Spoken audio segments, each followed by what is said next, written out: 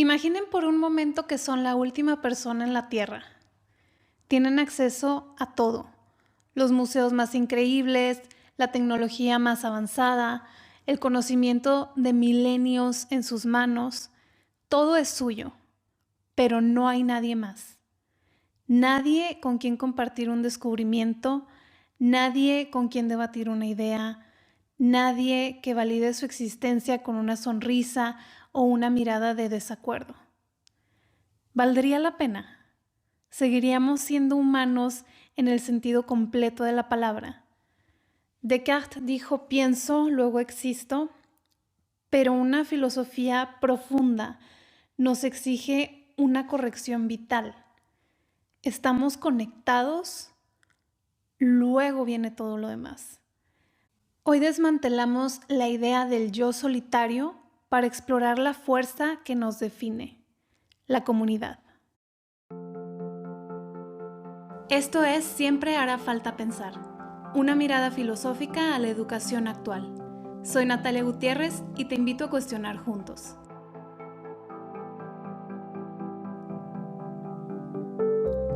Bienvenidos nuevamente a Siempre hará falta pensar, un espacio donde nos sentamos a desglosar los conceptos que damos por sentados, esos pilares invisibles de nuestra vida diaria, y los miramos a través de dos lentes fascinantes que son, por un lado, la filosofía profunda y la realidad práctica de nuestras escuelas. Hoy vamos a hablar de nosotros, de lo que sucede cuando cruzamos la puerta de nuestra casa o cuando entramos a un salón de clases, de lo que también nos hace humanos. Vamos a hablar de la comunidad. ¿Por qué ahora? Bueno, vivimos en una era muy paradójica. Estamos conectados digitalmente más que nunca en la historia de la humanidad y sin embargo las encuestas de salud mental nos hablan de que estamos más solos que nunca. ¿Qué estamos perdiendo en la traducción de la fibra óptica? Yo creo que la respuesta sí está en redefinir y revalorizar la comunidad real, en volver a pensar en cómo educar al ser humano para ser parte de un grupo y un grupo que lo trasciende, que lo excede. ¿Qué significa realmente comunidad? ¿Es acaso solamente un grupo de personas que viven en el mismo código postal? ¿O es, por ejemplo, un grupo de estudiantes que comparten un salón de clases? Porque si solo fuera eso, tal vez sería una definición muy pobre. Y antes de sumergirnos en la búsqueda de respuestas, y si tú también disfrutas de estas conversaciones sobre lo que nos hace humanos, te quiero pedir que te tomes unos segundos para darle seguir o suscribirte en la plataforma donde me estás escuchando. Haz clic en la campanita para que recibas notificaciones, porque eso asegura que no te pierdas los próximos episodios y además apoya muchísimo a este proyecto.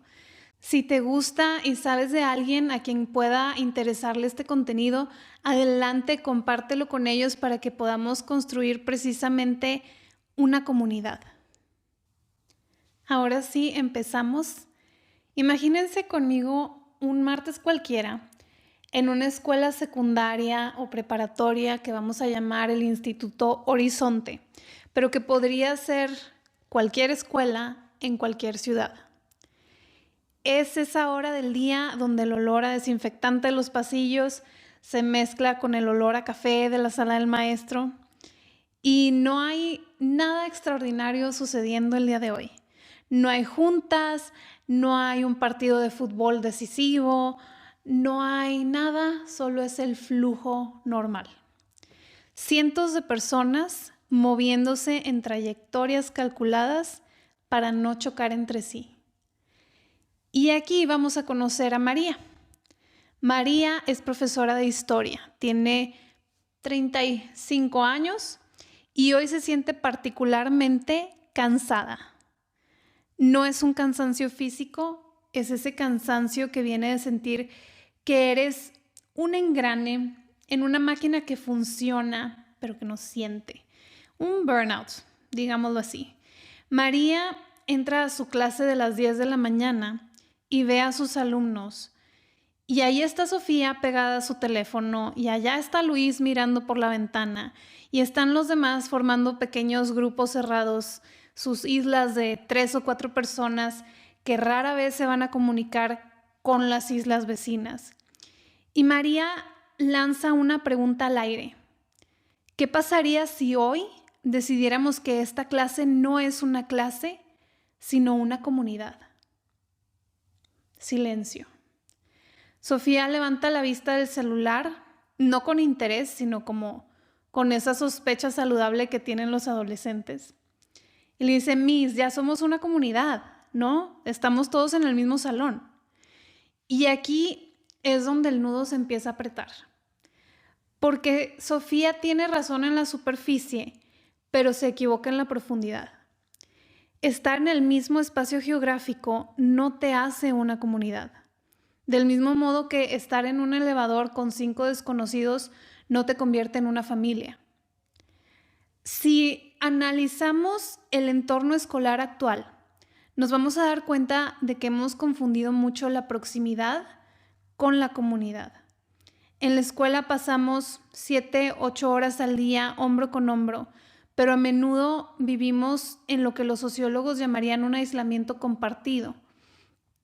¿Será que estamos hechos para la comunidad? ¿Será que en lo profundo de nuestro ser somos verdaderamente seres sociales? Y es una pregunta legítima porque muchas veces al estar en estos contextos lo que queremos es aislarnos, volver a la comodidad, volver al silencio, a la falta de confrontación. Pero Aristóteles sí creía que somos seres sociales. No decía simplemente que nos gusta ir a fiestas. Decía que el ser humano solo se realiza plenamente en la polis, en la comunidad política. Para él, quien vive fuera de la comunidad, decía, o es una bestia o es un dios, pero no es un hombre. Y esas son palabras muy fuertes. Y precisamente es el eje que quiero que nos guíe hoy en la reflexión de este episodio. Si aplicamos esto al Instituto Horizonte o a tu propia escuela, la pregunta de María va a cobrar un peso muy diferente. Si solo somos individuos compitiendo por calificaciones, buscando nuestra propia validación personal, ¿estamos siendo realmente humanos sociales en el sentido aristotélico? ¿O estamos siendo simplemente procesadores de información en un entorno socialmente estéril? ¿Y qué pasará al salir allá afuera, al ser parte de familias, al ser parte de comunidades de profesionales, al ser parte de la ciudad? Volvamos al salón de María, porque ella va a decidir hacer un experimento. Y veámoslo así, para nada es una recomendación para ninguno de ustedes. Esto es un experimento. Y este experimento es un cambio de reglas. La calificación del examen de la próxima semana será el promedio de todo el salón, les dice María. Si uno reprueba por mucho, todos bajan. Si todos ayudan a que el que menos sabe suba, todos van a subir. No, ya sabrán, el caos estalla. No un caos de violencia, sino de indignación. Es que no es justo, está gritando Luis, yo estudio mucho, porque mi calificación va a depender de que Julián prefiera seguir jugando videojuegos. Y entonces se mezclan todas estas palabras y argumentos, pero esta palabra, justicia, aquí entramos en el terreno de la filosofía política pura. Lo que Luis está defendiendo es el liberalismo individualista. Yo soy dueño de mi esfuerzo y de mi resultado. Es una postura muy actual, pero lo que María está intentando sembrar es la idea de la responsabilidad por el otro, lo que Emmanuel Levinas llamaba la ética como filosofía primera. Levinas decía que cuando miro el rostro del otro, ese rostro me lanza un comando silencioso: no me dejes solo. Y en una comunidad escolar esa responsabilidad no suele existir. Estamos entrenados para el éxito individual se nos premia por ser el mejor de la clase, pero no por ser el que mejor ayudó a la clase. Ese premio no existe en ningún lado. Y el desafío que María les propone no es sobre calificaciones, es sobre la ruptura del ego. Es entender que el éxito de Julián es de alguna manera necesario para el éxito de Luis. No por una cuestión de caridad, sino por una cuestión de tejido social. Y esto es algo muy parecido a lo que inspiraba las políticas de Nelson Mandela. Antes de que dejen este episodio y se escandalicen, vayamos precisamente a eso, a que somos un tejido, estamos interconectados todos. Pasemos al recreo. El experimento de María genera una fricción muy interesante y en el patio los grupos ya no hablan solo de equipos de fútbol o de la serie que está de moda, hablan de cómo se van a organizar. Y aquí es donde aparece algo que se llama filosofía Ubuntu, que, bueno, está medio hecho cliché ya en redes sociales, pero vamos a entrar en esto. Esta palabra proviene de las lenguas Zulu y Xhosa y se traduce a menudo como humanidad hacia otros. Y, por ejemplo, Desmond Tutu lo explicaba de una forma muy particular. Una persona con Ubuntu es abierta y está disponible para los demás. No se siente amenazada cuando otros son capaces y buenos porque tiene la seguridad que proviene de saber que pertenece a un todo mayor. Ahora imagínense que en el Instituto Horizonte, Sofía, que ella es muy buena en matemáticas, decide sentarse con Julián, que odia los números, no porque el profesor se lo pidió, sino porque entiende que la ignorancia de Julián disminuye la calidad de la comunidad entera. Y esto, quien enseñe sabe que es verdad. No es un favor, es reconocer que mi identidad está amarrada a la tuya. Si tú eres menos, yo soy menos. Suena muy radical hoy en día, ¿verdad? Pero en un mundo que nos dice, crea tu marca personal, sé el protagonista de tu vida, no dejes que nadie te detenga, priorízate a ti mismo. La idea de que mi progreso está condicionado al tuyo parece pues casi una ofensa al esfuerzo personal. Pero la realidad escolar nos da bofetadas de realidad así de constantemente. El acoso escolar o bullying, la soledad en los pasillos, el estrés por el rendimiento, todos esos son síntomas de una comunidad rota. Cuando un chico se sienta solo a la hora del recreo, no es un fallo individual de ese alumno por ser tímido, es un fallo sistémico de la comunidad que no tiene poros por donde dejar entrar al que es diferente. Y a menudo pensamos que la madurez es ser independientes. Ya soy grande, no necesito a nadie. Pero la experiencia, la madurez, nos dice que la meta no es la independencia, sino la interdependencia consciente. Ser independiente, ser autónomo, es un paso necesario, totalmente. No queremos formar este tipo de personas que se cuelgan del esfuerzo de otros. Pero quedarse en la independencia es quedarse a mitad del camino.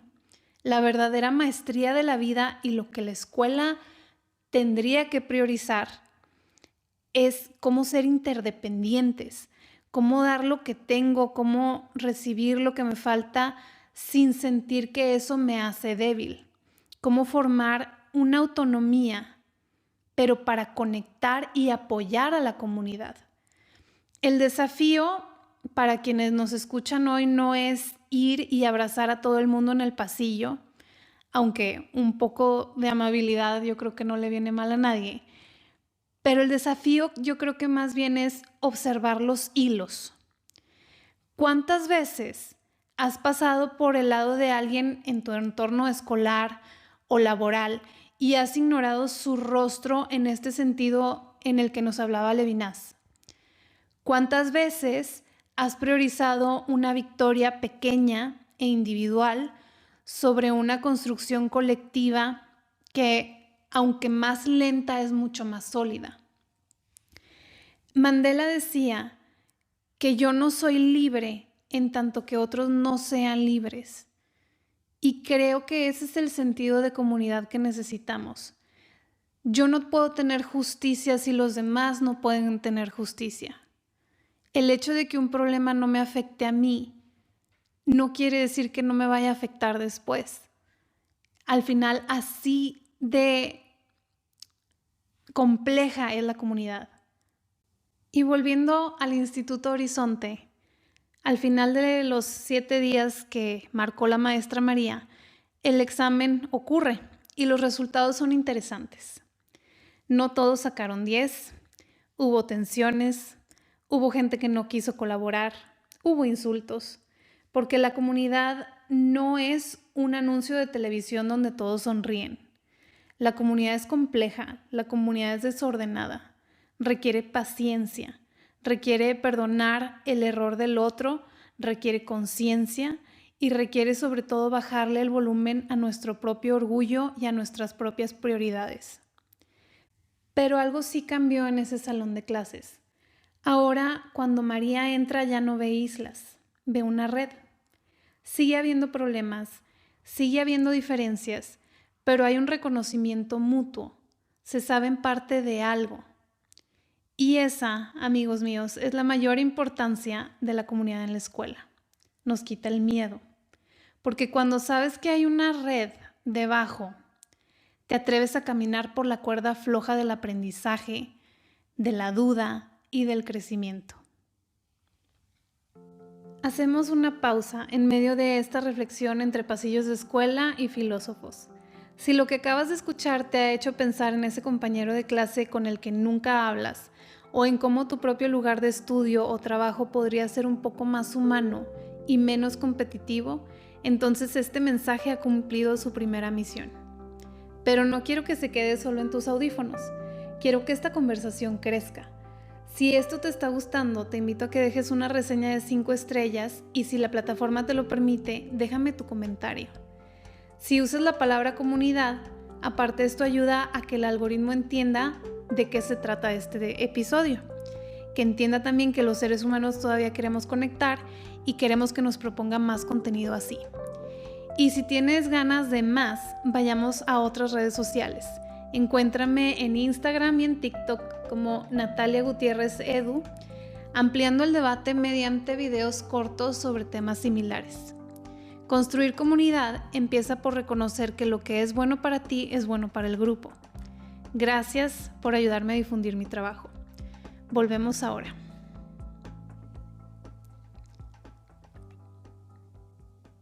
Vámonos ahora sí a la filosofía y vamos a la profundidad.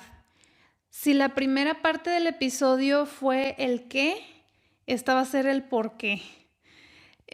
Vamos a viajar en el tiempo porque para entender por qué nos sentimos solos hoy, tenemos que entender cómo se fincaron las bases para pues todo lo que estamos viviendo, qué es este individualismo, etcétera.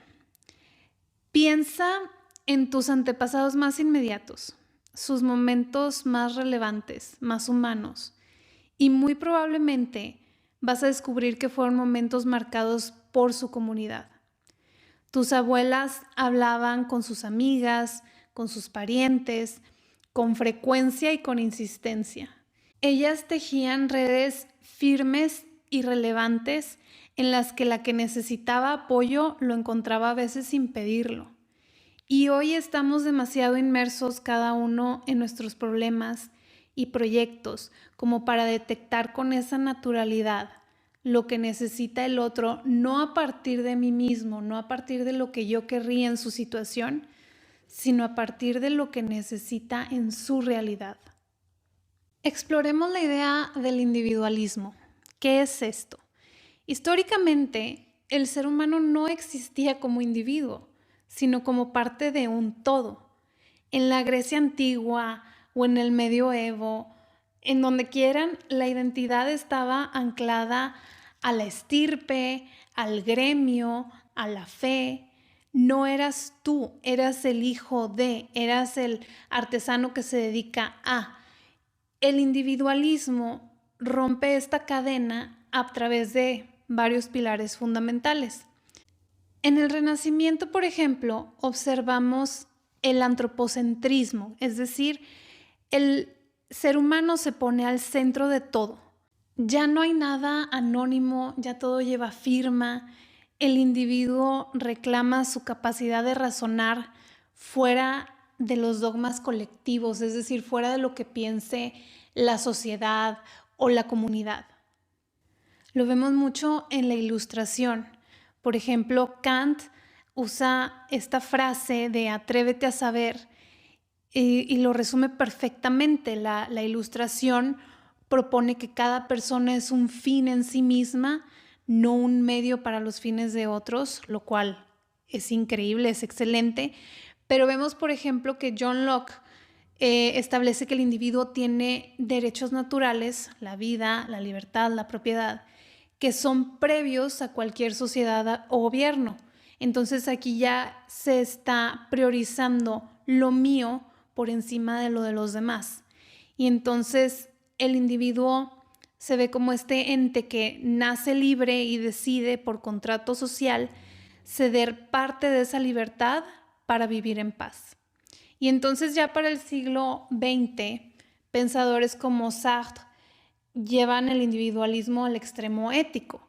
El hombre está condenado a ser libre. Si no hay un Dios o un destino predeterminado, cada individuo es el único arquitecto de su esencia. Y esto nos da un permiso inmenso, pero también una angustia existencial. Ahora tú eres responsable de ti mismo, ya no puedes culpar a tu tribu de tus fracasos, todo depende de ti. Algo que nos puede dar mucha claridad sobre cómo vivimos hoy es la distinción que hace el sociólogo Ferdinand Tönnies entre la comunidad y la sociedad. Él dice que la comunidad se basa en lazos afectivos, en parentesco, en tradiciones compartidas, y el control social en una comunidad es fuerte. Todos saben quién eres, pero tu libertad individual pues sufre. Y por el otro lado está la sociedad, que se basa en el intercambio, el contrato, el interés personal. Y aquí es donde florece el individualismo. Las relaciones son instrumentales. Interactúas con el cajero, el conductor o el colega, pero no por quiénes son, sino por la función que cumplen en la realización de tus fines. Y Durkheim llama esto una solidaridad orgánica. En un mundo individualista dependemos más que nunca de los demás, porque no sabemos hacer nuestro propio pan ni nuestra propia ropa, pero nos sentimos más desconectados emocionalmente de estas personas de quienes dependemos. Esa es la paradoja del individualismo moderno. Hay una máxima interdependencia técnica, pero una mínima cohesión social. Y esto se refleja magníficamente en el tema arquitectónico. Creo que es el mejor ejemplo que tenemos de el cambio que se ha dado a nuestras sociedades. Antiguamente, la ciudad se diseñaba en torno al ágora o a la plaza pública, que era un espacio común, que era el corazón de la vida. Y con el auge del individualismo, el diseño urbano empezó a priorizar mejor la privacidad. Y entonces surge el pasillo en la arquitectura doméstica. Antes las habitaciones estaban conectadas entre sí y el invento del pasillo pues permite que cada miembro de la familia tenga una habitación con una puerta, un espacio privado donde el individuo puede pensar, puede hacer sus cosas, ¿no? La ciudad se vuelve también este espacio para el automóvil. El carro es una burbuja individualista por excelencia. Y a diferencia del transporte público o al caminar, donde te expones muchísimo al otro, el auto te permite atravesar el espacio público sin tocarlo. Te permite ir de un punto A a un punto B sin cruzarte con nadie realmente. Las ciudades se expandieron en suburbios separando el vivir del socializar. Y entonces ahora hablamos de no lugares, por ejemplo, que son los aeropuertos, centros comerciales, hoteles, que son espacios diseñados para individuos que van en tránsito, que no se van a quedar, donde no hay una creación de identidad, donde no se comparte historia ni cultura, al menos no si no es de forma intencional. Y entonces el individuo prefiere estos espacios porque son predecibles y no exigen un compromiso social. Vemos ciudades llenas de mini departamentos donde, a pesar de la cercanía física, la arquitectura está diseñada para que no tengamos que interactuar con los vecinos. Y el éxito, como mencionábamos, se mide a menudo por cuánto espacio puedes poner entre tú y entre los demás. Entonces el reto de hoy está en tomar la filosofía, tomar nuestras experiencias y decir, las ventajas y las desventajas de la comunidad son estas, ponerlas sobre la mesa y entonces avanzar en un sentido que nos permita encontrar el respeto sí a las libertades y a los derechos individuales, pero también la forma de formar personas capaces de interactuar, capaces de tejer redes de apoyo, capaces de construir comunidades. Para embarcarnos ahora sí, vamos a partir de Grecia, la Grecia del siglo IV a.C., en los pasillos del Liceo con Aristóteles. Para él el concepto de comunidad no era una opción de estilo de vida, ni una preferencia para gente extrovertida. Era la definición de lo que somos, como ya habíamos platicado. Aristóteles acuña este término que ha resonado por los siglos, el animal político. Lo traducimos frecuentemente así.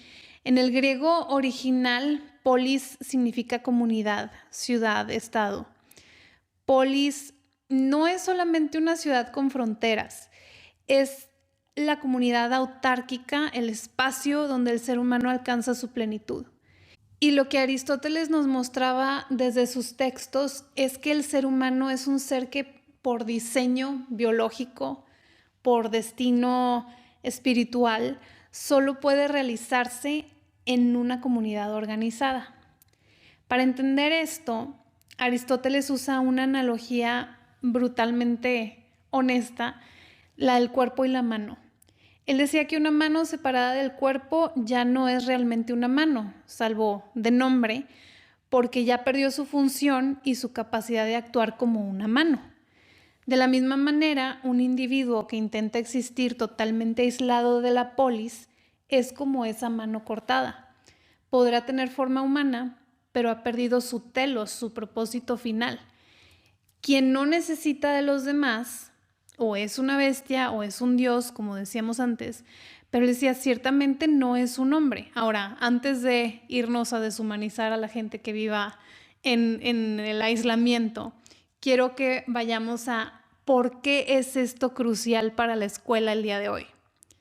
Aristóteles argumentaba que el lenguaje, el logos, nos fue dado para distinguir lo justo de lo injusto, lo bueno de lo malo. Y a diferencia de los animales que tienen fone, o sea, voz, para expresar dolor o placer, los humanos tenemos el logos para manifestar lo conveniente y lo perjudicial. Pero aquí está el truco. El logos es inherentemente social. No puedes ejercer la justicia en una isla desierta. La comunidad escolar es entonces un laboratorio donde el estudiante deja de ser pues un espécimen biológico y empieza a transformarse en un ser ético. Y lo vemos en su actuar, en su toma de decisiones, en su madurar. Hay una trampa en la que caemos constantemente, especialmente en la etapa universitaria, y sé que muchos de los que escuchan se van a sentir identificados porque yo misma he estado en ese punto. Entramos al salón de clases y bajo la bandera de la productividad nos volvemos invisibles los unos para los otros. nos sentamos en una silla, abrimos la laptop y levantamos todo un muro digital. Nos enfocamos obsesivamente en nuestra lista de pendientes, en los apuntes perfectos, en esa calificación que nos garantice el futuro, como si fuera tan determinante. Y miramos a la persona de al lado ya no como un tú, sino como un mueble, o peor aún, como un competidor silencioso sin cara.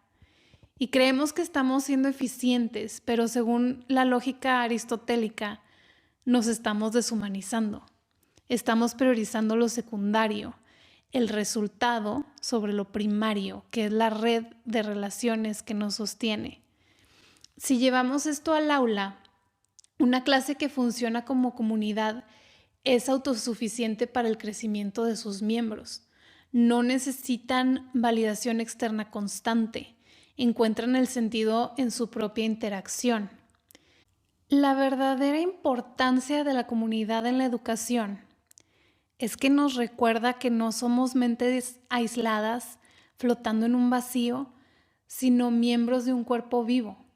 Si la mano decide que es demasiado eficiente para conectarse con el brazo, ambos van a terminar muriendo. Construir comunidad no es un estorbo para tus metas. Es la única forma de que estas metas tengan un propósito que valga la pena alcanzar. Pero no podemos dejar la cuna de la filosofía sin invocar a la figura que dio forma a todo el pensamiento occidental. Y así que vamos a hablar de Platón. Si Aristóteles nos enseñó que somos comunidad, Platón nos explica cómo esa comunidad debe vibrar para no colapsar. Realmente batallé mucho para este orden porque Platón pone la base de lo que es la vida en comunidad, la vida social, sobre la que trabaja Aristóteles, pero sí quería expresar primero el punto de Aristóteles como esta raíz de somos sociales y de ahí partimos. Entonces, bueno, en La República, que muchos consideran que es la obra cumbre de Platón, él no ve a la sociedad como un montón de gente amontonada, la ve como un organismo vivo, un macrohumano, se podría decir. Y él lanza una idea que hoy nos suena, yo creo que casi revolucionaria, que es la justicia no es que todos recibamos lo mismo, sino que cada parte del todo funcione según su propia naturaleza. Él dice textualmente, la justicia consiste en asegurar a cada uno el goce de su propio bien y el ejercicio de la actividad que le es propia. Y entonces imaginen que la escuela es ese cuerpo del que habla Platón. En un cuerpo sano no todos pueden ser la cabeza, ni todos pueden ser las manos, ni todos pueden ser el corazón. Si el pie intentara ver y el ojo intentara caminar, el organismo moriría, fracasaría. La justicia platónica en realidad es una armonía. Y entonces esto lanza un desafío directo a nuestra idea moderna de igualdad competitiva, o peor aún, a nuestra obsesión por la estandarización. Hoy el sistema educativo a menudo intenta que todos los alumnos sean ojos o que todos sean manos al mismo tiempo y los evaluamos a todos bajo el mismo rasero muy estrecho. Pero ¿qué tanto van a poder participar de una comunidad este tipo de alumnos? En una comunidad verdaderamente platónica, celebraríamos que alguien sea un genio en matemáticas y que otro tenga una sensibilidad excepcional para el arte, no porque uno sea superior al otro en una jerarquía de poder, sino porque la comunidad necesita de ambos para estar completa. La importancia de la comunidad aquí es que nos da un propósito compartido. Sin ella solo pues somos partes sueltas, piezas de un rompecabezas que no saben qué figura están formando. Con ella somos un sistema con dirección. Y aquí es donde entra un factor que a menudo olvidamos en el diseño curricular y en el tema de la comunidad, la pasión. Piénsenlo por un segundo. ¿Por qué alguien querría ser reconocido por algo que ni siquiera le interesa? Y sin embargo, hoy estamos inmersos en una cultura de la gratificación instantánea, del reconocimiento vacío, donde parece que todo el mundo debe de obtener la misma medalla, el mismo diploma, por el simple hecho de estar presente. Y es lo que algunos llaman la cultura de la participación, donde el esfuerzo se diluye en un mar de absolutismo igualitario. Pero la filosofía clásica nos advierte algo muy distinto. El reconocimiento sin excelencia no tiene valor. Si le damos una medalla a alguien que no puso el corazón ni el esfuerzo en su tarea, le estamos robando la oportunidad de descubrir su verdadero camino. Estamos creando diplomas vacíos de significado. Como comunidad escolar, nuestra responsabilidad no es repartir trofeos de plástico a granel, sino crear el espacio para que los alumnos encuentren su verdadera vocación. Debemos permitir que el estudiante de matemáticas se queme las pestañas resolviendo un problema complejo y que el estudiante de literatura se pierda en un texto no por la nota, sino porque ha encontrado esa actividad que le es propia. El esfuerzo verdaderamente no es un castigo. Es la herramienta que transforma un interés pasajero en un talento real que puede servir a los demás. Y una comunidad fuerte es aquella donde cada miembro dice: yo soy bueno en esto y pongo este talento al servicio de ustedes. Eso es mucho más valioso que una pared llena de títulos que nadie sabe cómo usar. La comunidad escolar debe ser el lugar donde aprendemos que nuestro brillo individual solo tiene sentido cuando ayuda a iluminar el camino del grupo. Y ahora vamos a dar un salto gigante en el tiempo. Vamos a llegar al siglo XX, a una corriente llamada personalismo. Y es que si los griegos se enfocaron en la estructura de la comunidad, los personalistas se enfocaron en el corazón del encuentro. Y aquí aparece Martin Buber, que ya habíamos mencionado antes. Buber nos dice que existen dos formas de relacionarse con el mundo: el yo-ello y el yo-tú. El yo-ello es cuando trato al otro como un objeto, como una herramienta, como un número de lista, como un participante que tengo que tolerar en mi equipo o como un obstáculo para mis metas. Mientras que el yo-tú lo encontramos cuando reconozco la totalidad y la humanidad de la otra persona, sus capacidades por encima de sus limitaciones, su profundidad. Buber sostiene que toda vida verdadera es encuentro. Piensen en esto. Si en la escuela solo tenemos relaciones yo-ello, por ejemplo, maestros que solo dictan, alumnos que solamente obedecen, espacios sin conexión, básicamente, entonces no hay comunidad, hay una fábrica. Estamos en un proceso productivo en el que queremos transformar al otro como si fuera materia para servir a mis fines. La comunidad nace en el momento en que el encuentro es yo-tú. La importancia de la comunidad escolar bajo este lente es que es el lugar donde aprendemos a no tratar a los humanos como cosas, sino con toda su dignidad humana, su inteligencia, su capacidad de tomar decisiones, etc. Luego vamos a Emmanuel Mounier, el padre del personalismo comunitario, y él hace una distinción que nos vuela la cabeza. La diferencia entre ser un individuo y ser una persona. El individuo es el que se encierra, el que se protege, el que compite, el que dice esto es mío. Es el átomo que choca con otros átomos. La persona, en cambio, es el ser que se define por su capacidad de entrega y su capacidad de comunicación. Para Mounier, yo solo soy persona en la medida en que me abro a los demás. ¿No sientes que algo está incompleto en ti cuando te aíslas demasiado? Mounier decía: la comunidad no es la suma de individuos, sino la comunión de personas.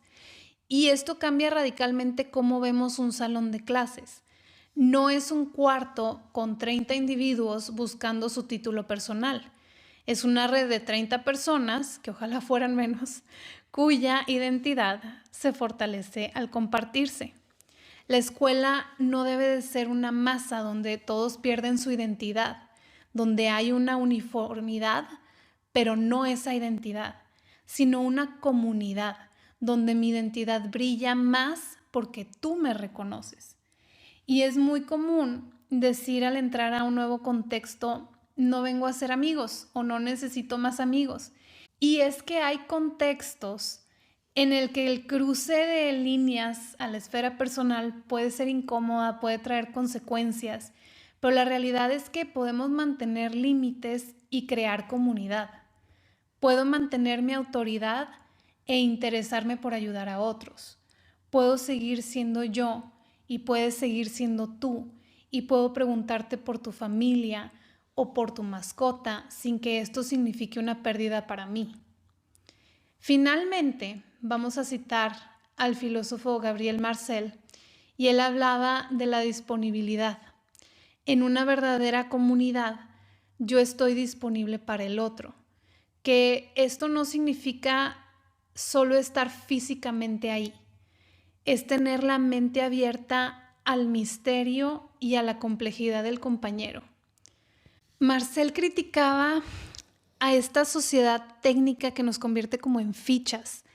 En la escuela, el peligro es convertir la educación en un proceso técnico de entrada de datos y salida de exámenes.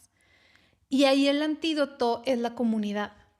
Es el espacio donde el misterio de cada estudiante es respetado, donde el maestro se interesa por los alumnos y estos entonces se interesan por el staff, por los otros compañeros, donde se forman personas que se interesan unos por otros sin importar rangos o jerarquías. Y entonces, ¿qué nos dicen los clásicos y los personalistas en conjunto?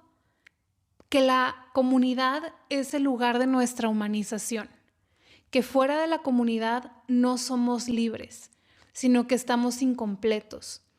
La importancia de la comunidad en el entorno escolar no es que ayude a estudiar mejor, que lo hace, sino que es la condición necesaria para que el estudiante descubra quién es realmente antes de salir a ser parte activa de los engranajes de la sociedad. Y pues hemos recorrido un largo camino hoy, desde los pasillos del ficticio Instituto Horizonte hasta el Ágora de Atenas y las reflexiones existenciales del siglo XX. Si algo nos queda claro en este viaje es que la comunidad no es un lujo decorativo, no es algo extra que hacemos cuando sobra tiempo en el currículo. La comunidad es realmente la infraestructura básica de la psique humana. En la escuela aprendemos mucho más que datos, aprendemos el arte de la convivencia, no de forma artificial, no por medio de una clase, sino en la práctica. En la escuela aprendo que mi libertad termina donde empieza la tuya, pero que también mi capacidad de amar y crear se expande infinitamente gracias a la tuya. Hoy el desafío es inmenso. El individualismo nos vende la idea de que somos self-made, de que no le debemos nada a nadie, pero la filosofía está ahí para recordarnos y susurrarnos al oído que esto es una mentira muy peligrosa. Sí nos necesitamos.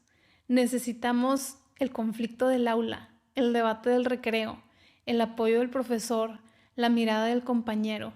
Porque al final del día, cuando se apaguen las luces de la escuela y pasen los años, lo que recordaremos será el momento en que nos sentimos parte de algo más grande que nosotros mismos. Recordaremos que en un mundo de extraños hubo un lugar donde fuimos comunidad. Y con esto te quiero invitar a que escuches el siguiente episodio, que se va a tratar de cómo enseñamos política, de política así sencillamente, y vamos de la mano de José Miguel Ángeles. Entonces es un episodio muy, muy interesante para todas las personas que quieran saber más de comunidad, para todos aquellos que quieran saber más del impacto de nuestras acciones en los demás. Y así llegamos al final de este episodio. Espero que estas ideas te acompañen en tu próxima entrada al salón de clases o a tu oficina. Si te ha gustado esta inmersión filosófica, no te vayas sin dejarme saber qué piensas.